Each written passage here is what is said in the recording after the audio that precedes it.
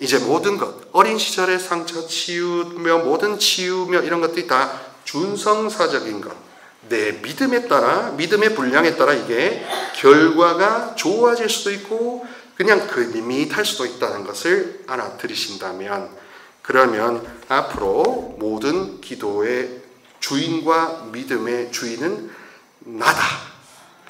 내가 나를 돌보지 않고서는 누구도 돌봐줄 수 없다는 확신을 갖고 기도하실 수 있으리라 믿습니다.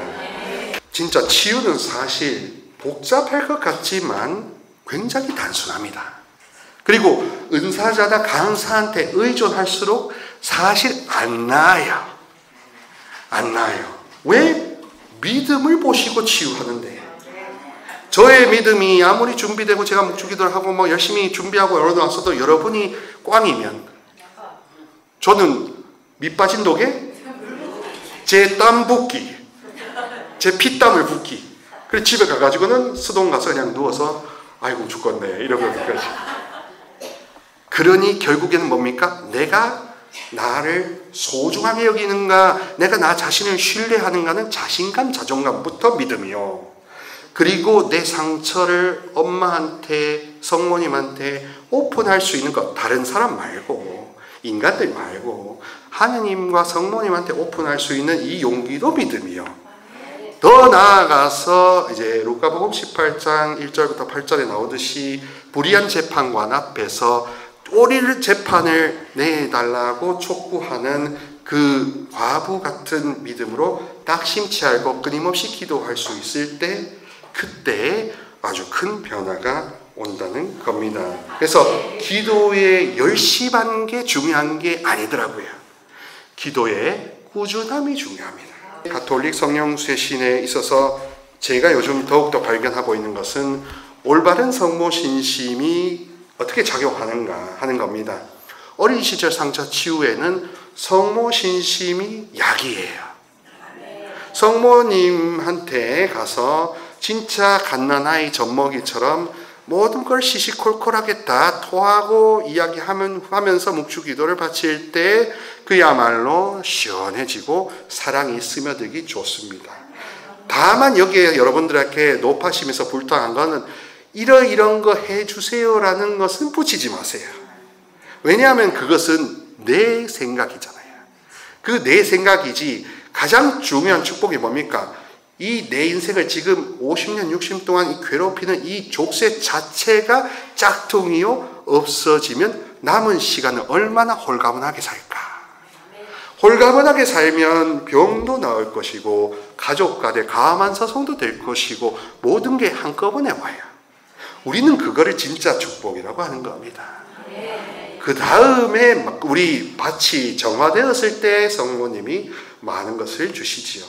어린 시절의 삶이 어떠했느냐에 따라 지금 현재의 나의 말과 행동에도 영향을 미칠 수 있다고 합니다.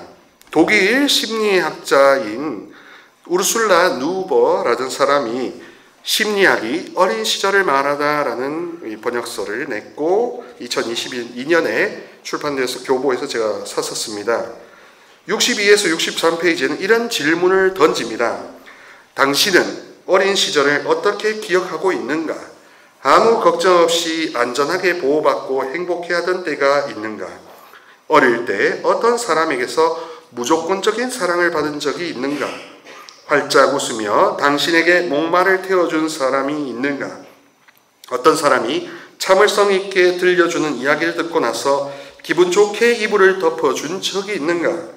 어릴 때 해야 할 중요한 일이 무엇인지 가르쳐준 사람, 같이 숲속을 거닐며 당신이 궁금해하는 새 이름이나 꽃 이름을 가르쳐준 사람이 있는가? 당신의 잠재력을 알아보고 그것을 꽃 피우게 해주려고 신경 써준 사람이 있는가? 무릎을 다쳤을 때 달래준 사람, 열이 날 때 침대 곁에 있어준 사람, 그런 반려동물을 떠나보내는 날 당신이 좋아하는 음식을 만들어준 사람이 있는가? 여러분들의 아버님, 어머님, 시부모님까지 또 한 대 더 위에 있는 조부, 조모까지 보실 때 한국의 많은 경우는 이 질문과 연관이 없는 사람들이 서들어 합니다. 그렇죠. 그렇기 때문에 우리는 나의 잘못이나 나의 실수가 아니라 그런 토양에서 자라오면서 신앙을 가졌기 때문에 이게 신앙의 기도가 포장을 해버렸어요. 시멘트로, 아스팔트로 포장을 해버렸어요. 그러면서 한국 교회, 가톨릭 교회 신자들, 개신교도 뭐 비슷하지만 어떻게 하냐면 내가 신앙행위를 한다는 것이 이거를 보는 것을 막아버렸습니다. 한번 소개해드립니다. 저는 서울 정동 작은 형제회 프란치스코회 소속이고 이름은 박희전, 수도명은 루돌프에루 케이크의 케, 홍시에시, 동탄 오산의 오, 루케시오입니다. 반갑습니다.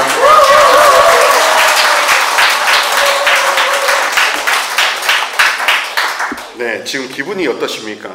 네, 우리 삼지구라고 하셨죠? 여기 삼지구 분들은 뭔가 이렇게 열망이 좀 있으신 분들이라는 게 제가 딱 들어오니까 느껴졌습니다. 장소와 사람들의 마음 상태와 믿음의 상태를 느낄 수 있는 은사가 지식의 말씀 은사죠. 그런 상태와 장소에 영혼들의 상태를 느끼게 해주시는 겁니다. 그런데 이게 점쟁이와 다른 게 뭘까요? 점쟁이는 그걸 갖고 삥을 뜯습니다. 그러나 저는 여러분들을 하느님께 돌려드립니다. 그렇기 때문에 맞춘다고 놀라지 마세요. 왜 그게 문제였을 수 있다는 것을 말 대신 제가 알려드리는 거니까 제가 예수님이 아니지요. 오늘 여러분들과 함께 나눌 주제는 무엇이냐 하면 내면의 치유와 성사론적 인효성이라고 합니다. 쉽게 말하면 우리 마음밭을 가꿔야 성사로서 힘을 발휘한다 이겁니다. 우리가 미사나 고해성사나 이런 것에서 은혜와 치유를 받아야 마땅한데 근데 그게 왜 이렇게 안 와닿았을까를 제가 역추적을 해보니까 결론적으로 피할 수 없는 게 뭐냐면 어린 시절의 상처 치유라는 게 다시 또 등장하게 되었습니다. 그래서 오늘은 이 인효성이라는 것과 자기 내적 치유와 성사를 성사답게 받아 모실 수 있는 것이 오뎅 꼬치처럼 다 꿰져 있다. 그리고 내가 나의 마음밭 내적 치유를 더 원할수록 부산 오뎅처럼 매일매일 갓 튀긴 새로운 맛을, 인생 맛을 얻을 수가 있다라는 게 일단 결론이 옳시다. 그래서 오늘 이야기를 조금 풀어나갈 텐데요. 예를 먼저 하나 들어야 여러분들이 지겹지 않죠. 그렇죠? 놀라운 예를 제가 강의를 준비하면서 봤습니다. 바로 성녀 소화 데레사의 이야기입니다. 어떤 이야기인지 이게 알려드리면요. 성녀 소화 데레사는 처음부터 나면서부터 성녀는 아니었겠죠. 그런데 성녀가 될 수 있었던 바탕 출발은 뭐냐 하면 그녀도 애정결핍이 무지막지했다라는 겁니다. 왜냐하면 그 태어난 후에 어머니 젖을 먹을 수가 없었고 어머니가 젖을 먹을 수 없으니까 유모한테 보냈다가 유모로부터 돌아왔는데 어머니는 3년 후에 유방암으로 돌아가셨어요. 그러니까 테레사는 꼬맹이 시절부터 둘째로서 막내로서 일찍부터 소외감과 외로움, 고아 같은 느낌을 간직했습니다. 어머니가 자기를 충분히 사랑하지 못했다는 이른바 기초 신뢰 결핍을 맛봤던 겁니다. 형제자매 여러분, 한 인격에서 가장 중요한 게 뭐냐면 어머니의 얼굴이랍니다. 왜냐하면 딱 태어났을 때 짐승 새끼들도 처음 본 사람을 지 엄마라고 하잖아요. 호랑이 새끼가 닭을 보면 지 엄마라고 생각할 수도 있는 겁니다. 만약에 또 똑같은 논리로 우리가 만약에 정글에 버려졌으면 늑대 소녀처럼 늑대를 자기 엄마라고 생각할 수 있는 겁니다. 근데 하필이면 사람 탈을 썼는데 성질이 늑대보다 더하면 어떻게 되겠어요? 그러면 이중 고난입니다. 우리의 많은 어린 아이들과 나의 어린 시절이 겉은 사람 탈을 썼는데 속은 여우나 늑대였을 수도 있는 거죠. 그래서 테레사는 어떤 전략을 썼냐면 그 보상 심리를 자기 살아있는 아버지한테 적용했습니다. 그래서 작은 여왕으로서 아버지를 막 부려먹었어요. 그러니까 아버지는 딸내미를 아주 아끼니까 해주고 싶은 거 다 해줬는데, 그런데 어떻게 되겠습니까? 사람의 사랑은 제한이 돼 있죠. 등골을 빼먹어도 골수양이 제한되어 있죠. 그러다 보니까 역시나 이 테레사는 우울증에 빠졌습니다. 우울증에 빠지면서 그다음에 수녀원에 이제 커서 들어갔는데, 수녀원에 들어간다고 여러분 해결될 줄 아세요? 신학교에 간다고 해결될 줄 아세요? 신학교 가고 수도원 들어가면 거룩하고 하니까 될 줄 아세요? 어린 반푼했지도 않으면서. 거기는 어디냐면 거기는 지옥 군단이에요. 집안 애정 결핍이에요. 그런 사람들이 다 같은 옷 입고 있는 겁니다. 그러니까 자기 상처와 소외감을 옆에 있는 사람이 돌봐줄 거라는 환상 속에서 있었다가 테레사는 자기 상처를 그래도 예수님한테 이렇다고 보이긴 했대요. 그러면서 예수님을 이제 부려먹었습니다. 빨리 내 상처 수술하라고 예수님을 외과 의사처럼 부려먹었다는 겁니다. 그러면서 어떤 길을 켜갔나? 이른바 자금이란 걸 택했습니다. 그 작다는 건 뭐냐 하면 아무것도 안 할 테니까 당신이 하세요라고 자기 의지를 일부러 작아지게, 그러니까 뭘 찾아 헤매고 어떡할까 이럴까 막 이렇게 할까 그것조차 작아지게 차분하게 될 정도로 작은 길이라고 했답니다. 근데 여러분, 하느님이 해주실 거라는 것을 믿는 건 중요한데 그렇다고 작아진다는 것에서 방향을 잘못 잡으면 테레사같이 될 수 있습니다. 진짜 작다는 것은 내가 이 모든 상처가 있다는 것을 일단 인정하고, 두 번째로는 뭘 해야 되면 이 치유조차 내가 아무것도 할 수 있는 게 없다라는 항복을 해야, 중요한 항복을 해야 우리가 치유가 된다는 겁니다. 상처가 있다는 것을 아시니까 이 자리에 오셨을 것이고, 또 하느님께서 도와주시 않으시면 아시니까 여기 왔는데, 여기서 달라졌던 것은 뭐냐? 아무것도 내가 할 수 있는 게 없다라는 항복을 여러분들이 하셨다면 한 번만 하셨나 지속적으로 하시냐에 따라서 치유 강도가 오래 간다는 겁니다. 지속도가. 그래서 자기가 느꼈습니다. 나는 무능하구나. 나는 이 결핍감, 이 애정 결핍을 내가 해소할 수 없고 나의 자아 도취 그리고 욕구만 해결하려고 하면서 영적인 것으로 진보하지 않고 못하는 이 모든 이 애로사항을 인간인 테레사 나는 해결할 수가 없구나. 발버둥 쳐봤자 예수님 손바닥 아니구나 하는 것을 알고 절망하는 것이 아니라 오히려 희망하기 시작했던 겁니다. 여기서 절망하면 어둠이 마귀가 좋아하는 쪽으로 가는 겁니다. 그러니까 이제 이게 기도가 필요하구나. 솔직하면서도 낙심하지 않는 기도가 필요하구나 하면서 어떤 기도를 하게 됐냐면 그 신적 사랑이 내 안으로 스며들어 달라고.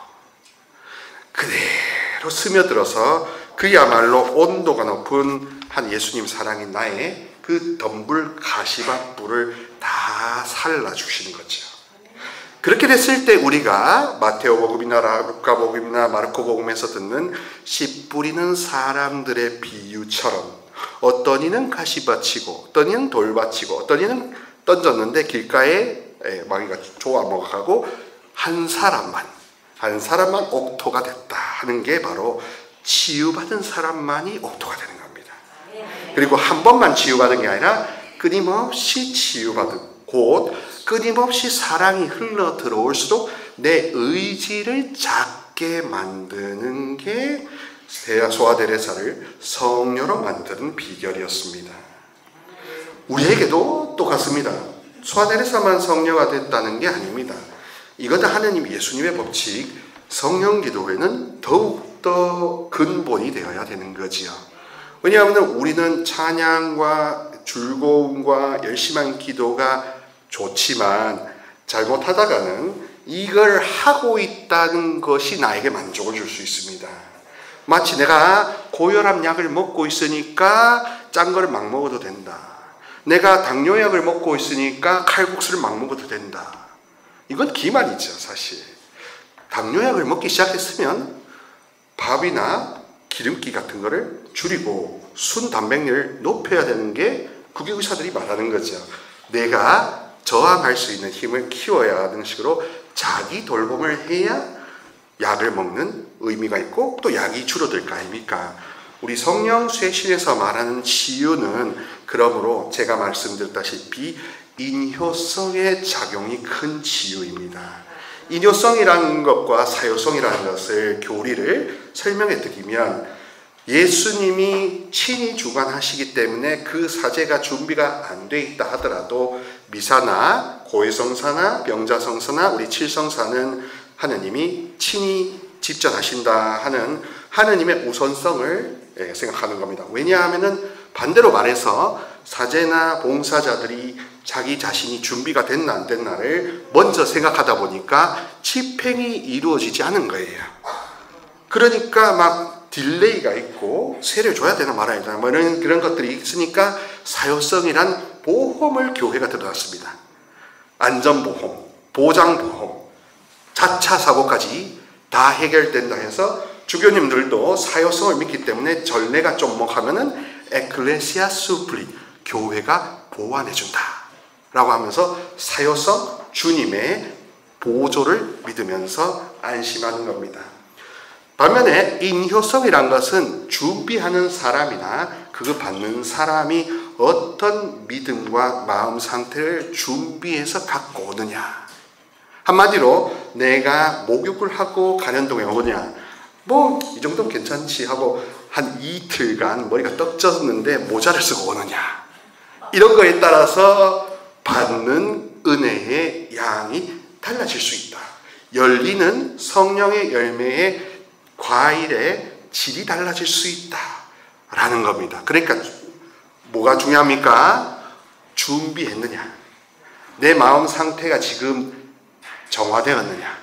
청결했느냐. 그리고 나의 마음 상태가 정화되고 치유되기 위하여 개인 사적 기도를 많이 바쳐봤느냐 하는 것에 따라서 내가 기도에 오건 미사를 오건 또 조원동에 가시건 또 다른 삼성산에 가시건 가서 거기서 내가 받는 은혜의 양이 변화될 수 있다는 것. 그래서 성령 쇄신은 성사적인 미사나 고해성사 이런 것들은 사효성을 당연히 가톨릭 성령 쇄신이라서 다르지만 공식적인 구마 예식서부터 그 다음에 예언의 은사, 치유의 은사, 말씀의 은사, 심령기도, 성령샘이나 모든 게 사실은 인효적인 겁니다. 준성사예요. 그래서 결국은 내가 어떤 마음가짐으로 기도에 오고 기도의 미사에 참여하느냐에 따라서 내가 받아가는 소쿠리의 사이즈가 달라진다는 겁니다. 아멘. 그러니 그냥 와가지고 받아가면 이 호롱바가지만 받아가는데 기도회를 준비하시면서 어머니 성모님께 저 자신의 어린 시절의 상처 치유나 제가 몰랐던 것까지 일깨워달라는 그런 자기 자신을 돌보는 차원의 모든 기도, 미사.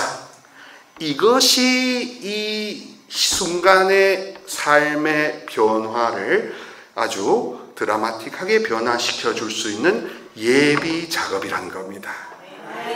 안수도 준성사입니다. 사제의 안수를 절대적으로 사요시하는 분들도 많아요. 힘드니까. 그러니까 받았으면 좋겠다. 근데 제가 이제 좀 더 알아보고 하니까 드릴 수 있을 때는 드리지만 아무 때나 드리지 않고 있습니다. 그건 결국 뭐냐 하면 저 영혼이 준비가 되지 않았으면 내가 드리는 게 내 에너지 소비만 되고, 여러분들은 좋아서 가지만 저는 방에 가서 디비 누워가지고 갤갤거리는 겁니다. 힘이 안 빠져나갈 수는 없잖아요. 물론 주님이 주신 거라도 저희 힘이 통해서 같이 나가지 않겠습니까? 그렇기 때문에 안수를 받는, 물론 이제 이따가는 안수를 드리겠지만 공식적으로 약속이 됐으니까, 그러나 개인적으로는 안수를 드리는데 요즘엔 저는 좀 많이 따집니다. 까탈스럽습니다. 자기 자신을 위해서 기도를 한 번도 안 해봤으니까 자기 자신을 위해서 기도하시라. 특히 0세부터 6세 사이의 어린 시절에 우리 한국에 있는 많은 교우들이 아직도 상처가 아스팔트로 포장이 돼서 그 밑에 깔려 있으니까 그 아스팔트를 걷어낸 다음에 있는 모든 것들을 다 뽑아달라고 그렇게 한번 기도해 보시라 하고 오히려 돌려보냅니다. 왜냐하면 성령 쇄신의 모든 것들이 대부분 다 구마 예식마저도 준성사거든요. 공식적인 구마 사제가 주교님의 임명을 받고 그 다음에 구마 예식서를 하면서 오직 구마 사제만 직접 명령법을 쓸 수 있죠. 나가라. 그런 다음에 다른 모든 병신도나 구마 사제가 아닌 사제들이라도 간접적으로 탄원해야만 법칙에 어긋나지 않습니다. 마치 시편처럼 밟아주시고 하느님한테 읍소하고 호소하는 거죠. 대신 해방시켜달라고. 그런 모든 것들이 다 내가 지금 어떤 믿음과 기도의 분량이 쌓여 있느냐에 따라서 이게 결과가 달라질 수 있다는 게 하늘나라 법칙입니다.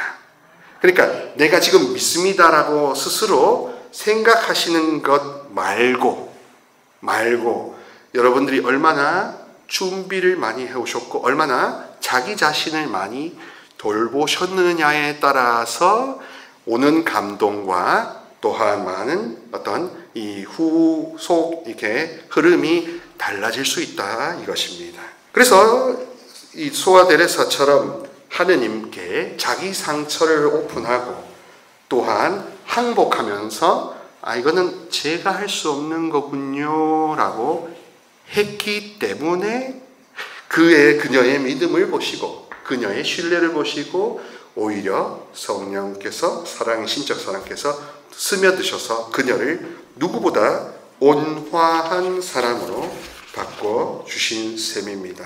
어린 시절의 삶이 어떠했느냐에 따라 지금 현재의 나의 말과 행동에도 영향을 미칠 수 있다고 합니다.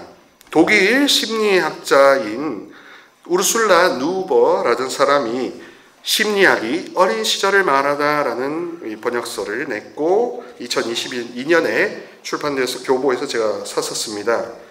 62에서 63페이지에는 이런 질문을 던집니다. 당신은 어린 시절을 어떻게 기억하고 있는가? 아무 걱정 없이 안전하게 보호받고 행복해하던 때가 있는가? 어릴 때 어떤 사람에게서 무조건적인 사랑을 받은 적이 있는가? 활짝 웃으며 당신에게 목마를 태워준 사람이 있는가? 어떤 사람이 참을성 있게 들려주는 이야기를 듣고 나서 기분 좋게 이불을 덮어준 적이 있는가?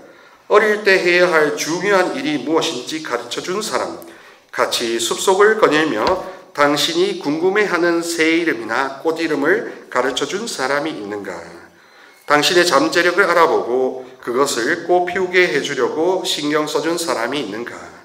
무릎을 다쳤을 때 달래준 사람, 열이 날 때 침대 곁에 있어준 사람, 그런 반려동물을 떠나보내는 날 당신이 좋아하는 음식을 만들어준 사람이 있는가?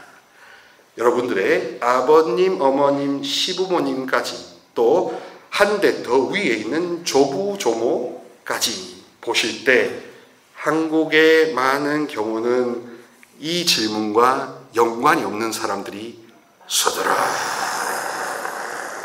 합니다. 그렇죠. 그렇기 때문에 우리는 나의 잘못이나 나의 실수가 아니라 그런 토양에서 자라오면서 신앙을 가졌기 때문에 이게 신앙의 기도가 포장을 해버렸어요. 시멘트로, 아스팔트로 포장을 해버렸어요. 그러면서 한국 교회, 가톨릭 교회 신자들, 개신교도 뭐 비슷하지만 어떻게 하냐면 내가 신앙행위를 한다는 것이 이거를 보는 것을 막아버렸습니다. 아주 흥미로운 게 뭐냐 하면 요즘에 심리학과 정신의학이 발달되면서 연구가 된 게 뭐였냐 하면요. 어린 시절에 경험된 일이 잠재의식 속에 숨어있다. 곧 몸이 기억한다는 겁니다. 그래서 트라우마는 여러분의 기억에 남는 게 아니라 여러분 몸에 남아있는 겁니다. 그러면 어떻게 되냐 하면 그런 상황과 그런 사람 하면 어떤 분은 얼어버리는 경우 있죠. 그죠? 그게 뭐냐? 몸이 기억한다는 겁니다. 나는 지금 난 그런 거 없어요 하는 분들, 제가 만나는 분들 결국 근데 자세히 들어보면 그런 비유사한 상황이나 그런 사람, 엄한 아버지부터 받았던 상처가 아직 남아있는 사람은 그 엄격한 사람의 주변에만 가도 갑자기 자기 몸이 굳는 것을 보는 겁니다.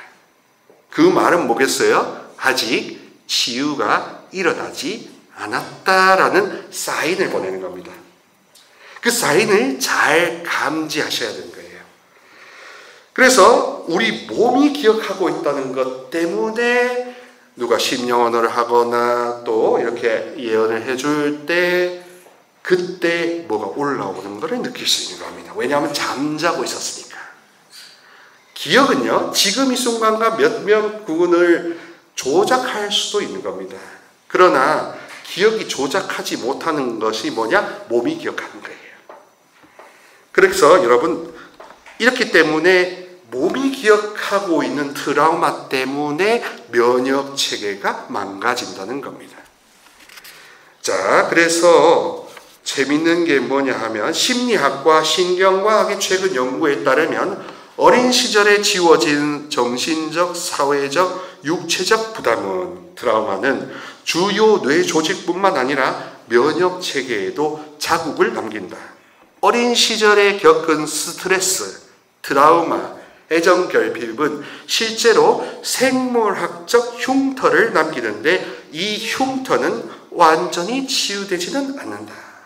그런다, 이 부분에서는 심리학자는 완전히 치유되지 않는다라고 했기 때문에 우리는 완전히 치유될 수 있다 해야 되는 겁니다. 네. 여기서 치유 기도가 작용하는 거죠. 뭘 위해서? 나에게 혹시라도 남아있을 흉터를 없애달라는. 이 흉터가 새로운 부담을 야기하고 경우에 따라서는 불안, 우울, 공황장애 불러올 수 있다. 어린 시절에 스트레스를 많이 받으면 천식, 피부병, 알레르기 같은 질환, 류마티스에도 걸릴 수 있습니다. 하여튼 면역력과 관련된 모든 질병은 다 나타날 수 있고 이게 갈수록 누적되면 어떻게 되겠어요? 암이 생기기 좋은 면역력 저하가 이 트라우마하고도 연관될 수 있는 겁니다. 어린 시절에 친척의 죽음, 아버지나 어머니 또는 형제, 자매가 중병에 걸렸거나 부모의 이혼, 가정이 풍비박산 났던 그런 아주 드라마틱한 체험을 하거나 또는 이사를 많이 다녀서 해롭지는 않지만 그런 경험이 쌓이는 것마저도 병에 걸릴 가능성을 키운다. 곧 부정적인 기억이 우리 뇌에 생물학적 흉터를 남긴다는 게 이 독일 심리상담사인 우르술라 누버가 진술하고 있습니다. 정신분석학자 쿠르트 아이슬러의 말이 맞을까? 5살 이전에 겪은 체험이 나중에 범죄자가 되느냐, 성인이 되느냐, 평범한 사람이 되느냐, 뛰어난 사람이 되느냐, 건강하고 원만한 사람이 되느냐, 노이로제와 우울증에 시달리는 사람이 되느냐를 결정한다. 1살 때 건강한 정신적 발달에 필요한 것을 제공받지 못해 평생 그늘이 드리워진 채 살아가야 한다는 사실을 받아들여야만 할까? 오래전에 형성된 신념체계, 이 신념체계는 쉽게 말하면 지개똥 철학이에요. 나는 그렇게 믿는다는 거예요. 그러나 그 나가 믿는 것이 다른 사람 보기에는 얼토당토하지 않는 상처 구딕인데, 지 똥꼬집으로 믿는 그 왜곡된 신념 체계로 인생이라는 양탄자를 짜 나가도록 선고를 받았을까? 자신을 운명에 끼워 맞출 수밖에 없을까?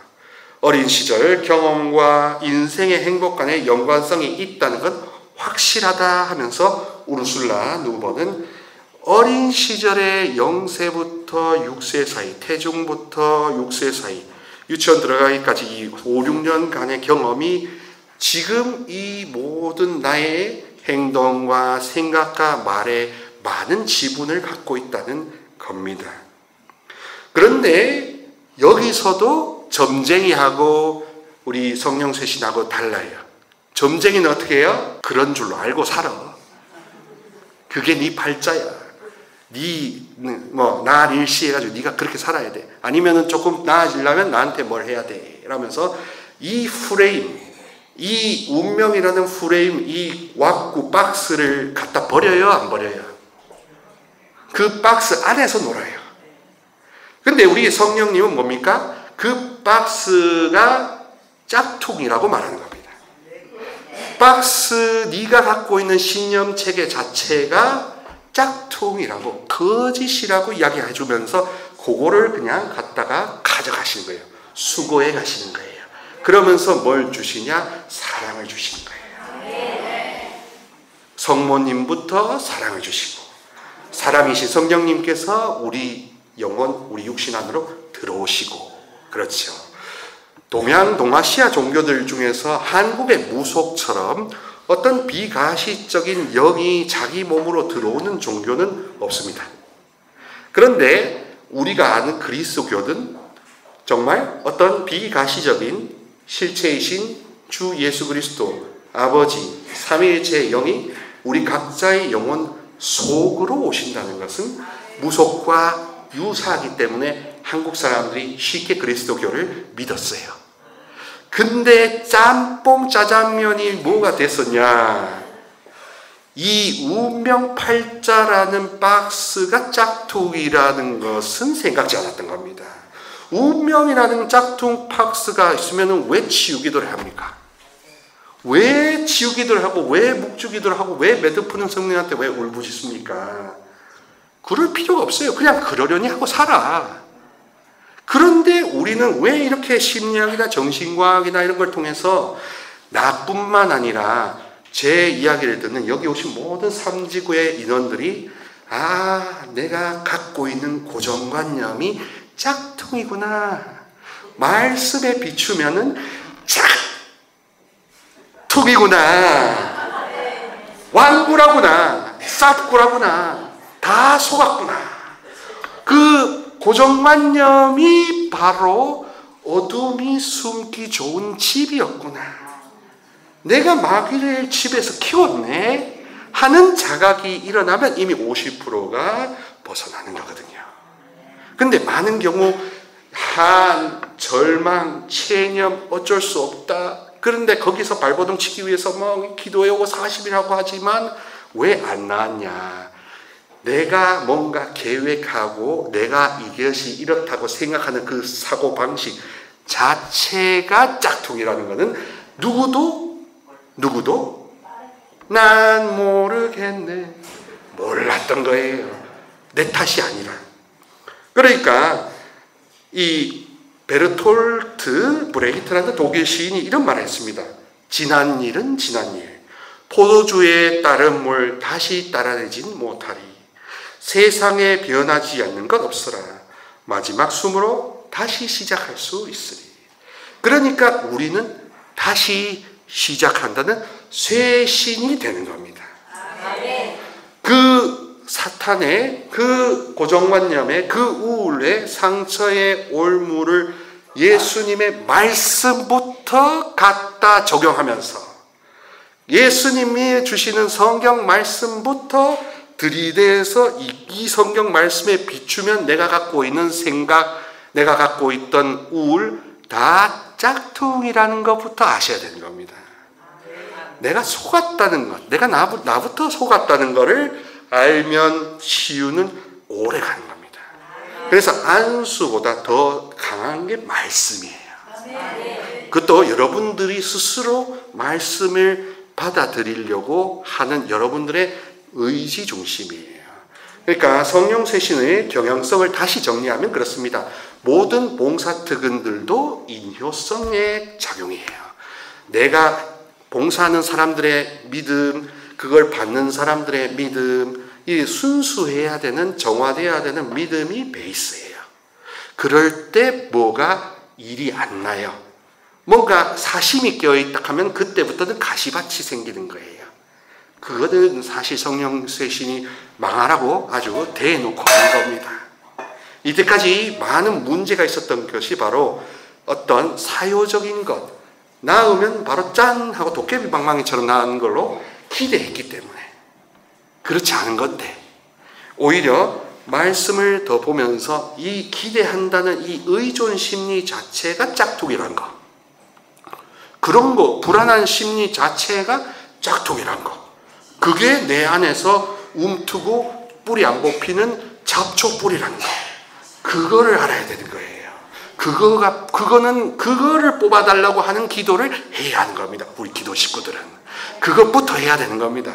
나의 지금 통증을 없애주고, 이렇게, 맨손에다 발라고 조르는, 안티프라민 발라달라고 조르는 것도 기도였다면, 이제 오늘 저와 함께 하시면서 기도 지향을 조금 더 깊이 가져가 보세요. 깊이 가져가 보시면서 자기 자신이 지금 믿었던 모든 신념이 성모님이 보시기에, 예수님이 보시기에, 성령에 비추어 봤을 때 혹시 제가 속았나요? 혹시 속았다면 속았다고 자각하게 해주세요 라는 지향으로 묵주기도, 미사 이런 것부터 하셔야 여러분들이 더 이상 과거의 노예살이를 안 하신다는 겁니다. 과거를 바꿀 수는 없어요. 그러나 과거를 보던 관점이 바뀔 수는 있는 겁니다. 그게 치유거든요. 자, 그러니까 마지막으로 이제 어린 시절에 충족되었어야 되는 욕구들 9가지를 거명해 드리면서 여러분들은 어떤 욕구의 결핍 때문에 지금 이다지도 몸서리치게 슬프고 외로운가를 알아보시고, 처방은 진심 어리고 아주 솔직한 기도, 내가 갖고 있었던 신념 체계마저도 사실 나를 보호하려는 방어기제였지, 이게 나를 낫게 해주는 정말 최고의 진통제는 아니었다라는 것을 항복하면서 기도하실 때 여러분들의 얼굴빛이 아주 낫빛처럼, 금빛처럼 하지리라 믿습니다. 하지리라 믿습니다. 자, 첫 번째, 안정된 관계를 추구하려는 욕구. 뭐라고요? 안정된 관계를 추구하려는 욕구. 잘 들어보세요. 어린 시절의 부모나 그 밖의 사람과 어떤 관계를 맺느냐에 따라 이후의 정신건강, 대인관계, 스트레스 저항력이 크게 달라진다. 태어난 후 3년간 3살까지 3살 버릇이라고 하듯이 소중한 사람과 바람직하고 안전한 관계를 맺는다면 어린 시절에 매우 중요한 정신적 안정을 확보할 수 있다. 만약에 그렇지 않으면 불안전, 냉대, 거절 때문에 불안하고 두려움부터 가지게 되는 겁니다. 주님이 사셔야 될 평화 자리에 불안이 들어앉아 있는 거예요. 자, 두 번째로는 사랑받으려는 욕구. 따라해보세요. 사랑받으려는 욕구. 당신은 부모가 호의를 어떤 조건과 결부시지 않을 때만 사랑받고 확신할 수 있다. 음식을 말끔히 먹어치우고 좋은 성적을 받고 부모 말을 고분고분 잘 듣기 때문에 사랑받는 아이는 안정된 자아 존중감을 발전시킬 수 없다. 어릴 때 나쁜 놈, 고집불통, 멍청이라는 말을 들으면 자신이 정상적인 사람이 아니라는 확신, 신념체계, 짝퉁이 진짜인 줄로 알고 마음속에 자리하는 겁니다. 그런 사람들이 결국에는 심해지면 진짜 우리가 말하는 부마자가 되는 거예요. 아주 작은 상처부터 시작해서 커져서 자원구마의식을 해야 할 정도로 아주 심각한데, 자원구마할 사람은 1000명 중에 10명 미만 정도인데 대부분은 치유가 일어날 수 있습니다. 어떤 방식으로? 내가 그렇다는 거, 자기 자신을 인정하고 이건 내가 할 수 없다는 거 라면서 100% 항복하면서 가만히 보니까 내가 이러이러한 욕구가 결핍입니다까지 알아들으시고 말씀을 하시면서 묵주를 드시면 아주 좋아요. 세 번째로는 따라보세요. 독립하려는 욕구. 독립하려는 욕구. 들어보세요. 당신은 자기 주관이 뚜렷하고 무엇을 하고 싶다거나 하고 싶지 않다고 분명히 말할 수 있는 사람인가? 당신은 쉽게 아니요라고 거절하거나 맺고 끊을 수 있는가? 속으로는 아니요라고 말하고 싶으면서도 번거로운 것이 싫어서 네라고 말하기도 하는가?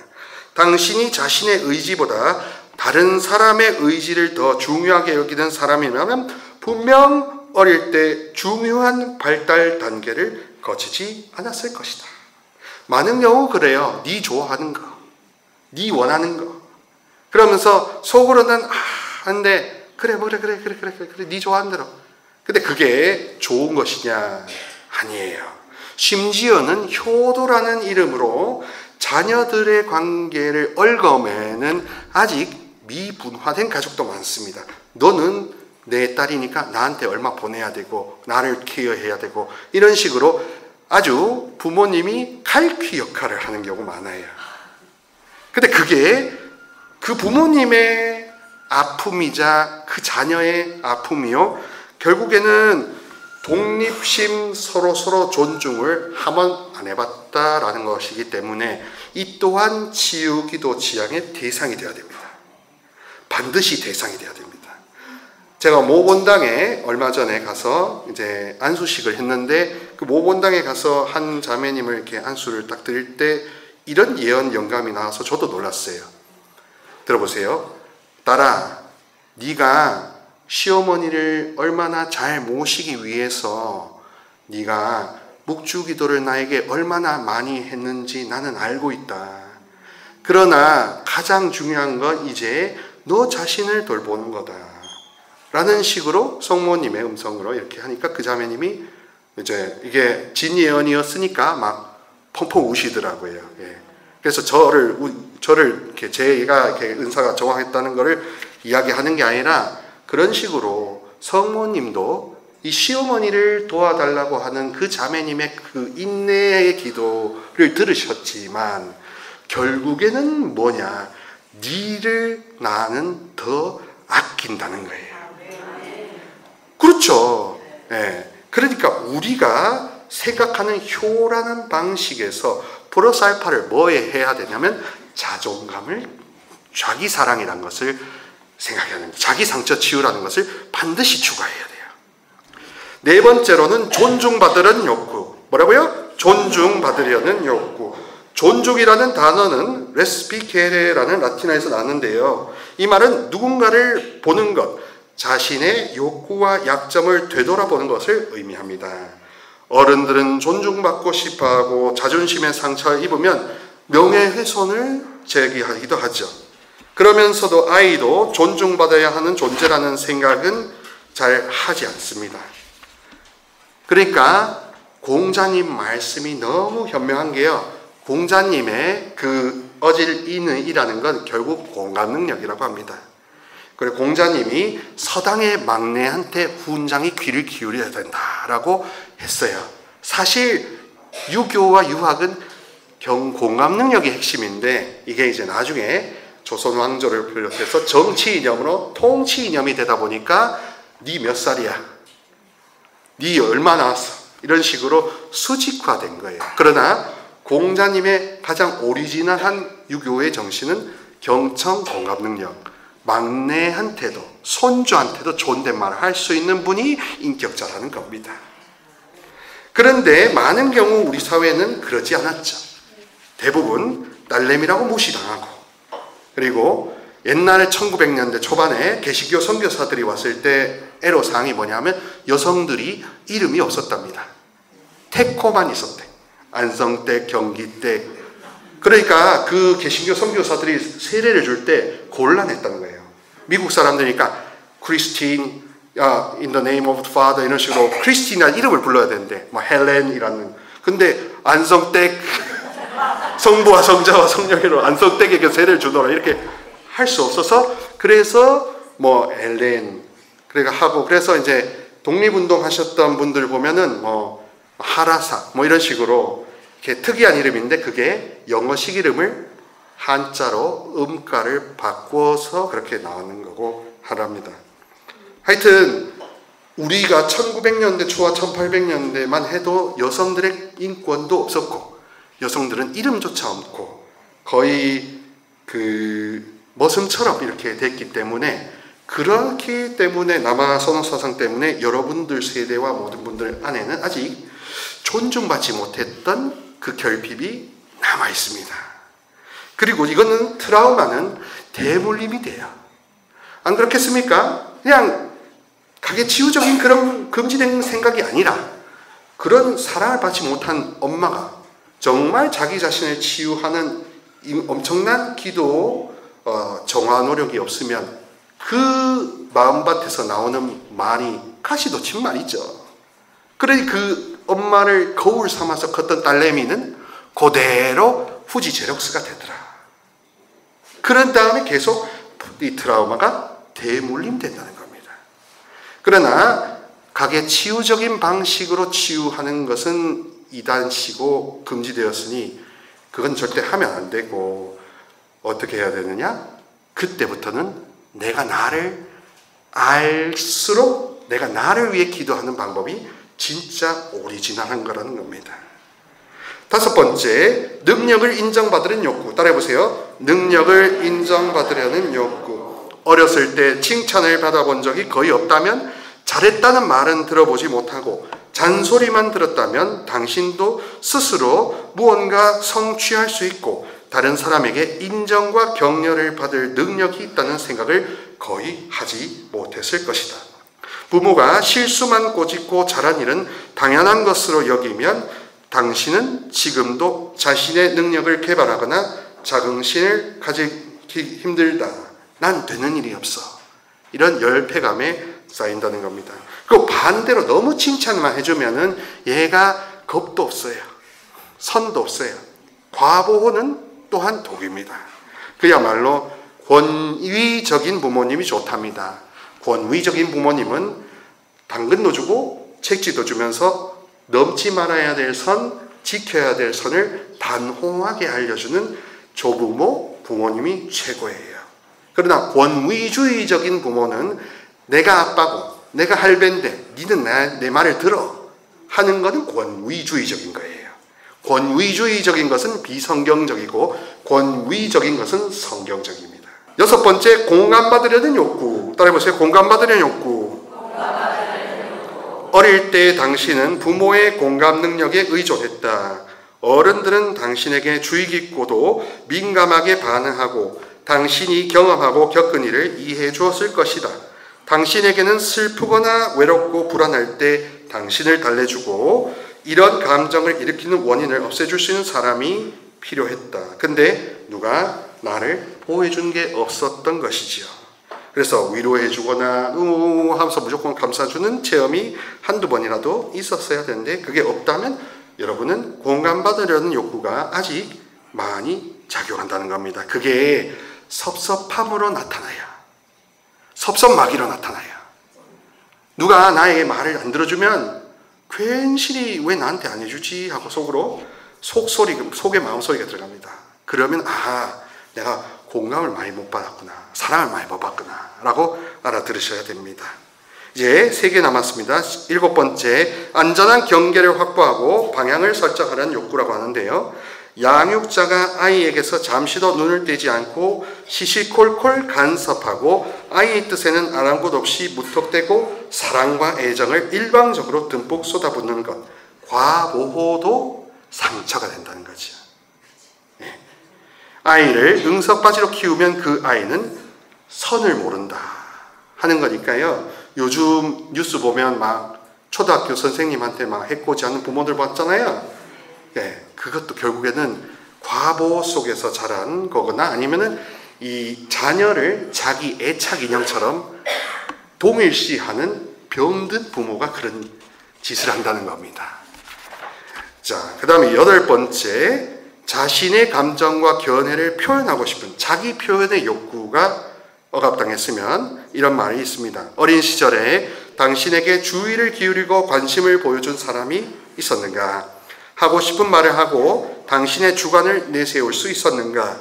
당신이 생각하고 느끼는 것과 자신이 쓸모있는 사람이라는 신념을 발전시켰나? 어른들이 걸핏하면 이것저것 하느라고 지시했기 때문에 일일이 간섭하고 당신이 말하고 싶어하는 것을 꾹 참았던 적이 있는가?